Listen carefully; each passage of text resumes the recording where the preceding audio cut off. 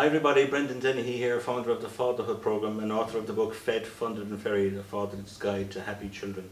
Here at the Fatherhood Programme we like to celebrate the joy of fatherhood and all things paternal, and we love mums too. This is the third in a series of 3 videos which I promised to send to you, and it was around the 3 biggest mistakes that we oftentimes make as parents. If you recall, in the first video we discussed perfectionism, which is a bit like the carrot in front of the poor old donkey. You can pursue it, but you'll never get it. So we don't expect perfection in our role as a parent, and we certainly don't expect it from our children. So just to be a little bit kinder to ourselves. The second theme we covered in terms of mistakes that we sometimes make is expecting smooth. If there's any ever endeavour that you won't get smooth, sometimes it feels like all of the time, it's parenting.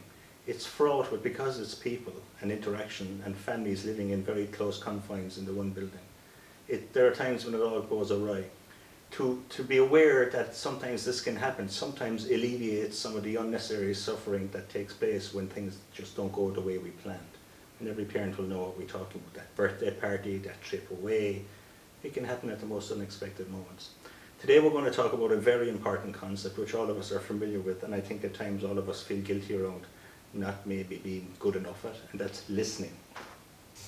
And I'm not sure if it's a gender-based thing, but I know as a father and a husband, I fail on this one, failing to listen, being caught up too much in my own head.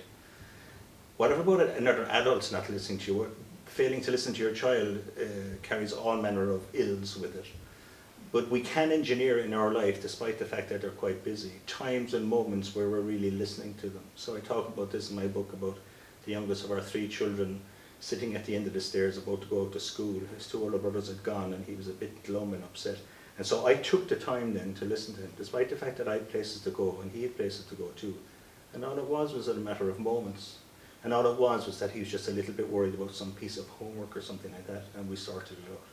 But that moment, that precious little piece of time when I sat and listened with him, had great benefits, certainly for the child and for me too.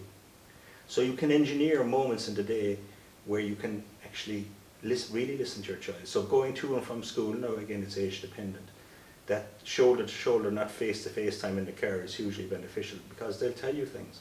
And oftentimes, even if there's just a silence on those journeys, sometimes that can be a comfortable silence too, and maybe they want to fill it and maybe they don't want to fill that silence, but just be available for it anyway. I certainly think technology can oftentimes get in the way of listening. Either you're on it too much or they're on it too much. So there ought to be moments, mealtime is an obvious one, where there's no technology in the kitchen and where you engineer the environment so that listening can take place. And they do want to be heard. I write in the book too about a time when I was trying to talk to my parents, and I was the youngest of 5. And I remember specifically having a conversation about some topic that was of importance to me, but my parents were either jaded or just too worn out 5 children later to hear me. But I, as a young boy, remember not being listened to. Now, I'm not complaining, I had a wonderful childhood. But there are moments when you need to capture it, and oftentimes it'll come when you least expect it, where you're in the middle of something really maybe difficult to yourself or consuming, and a child comes in and they want to say something to you. Those are the very moments when they want to talk to you, because when the child picks the time, that's the time when we need to be available to listen.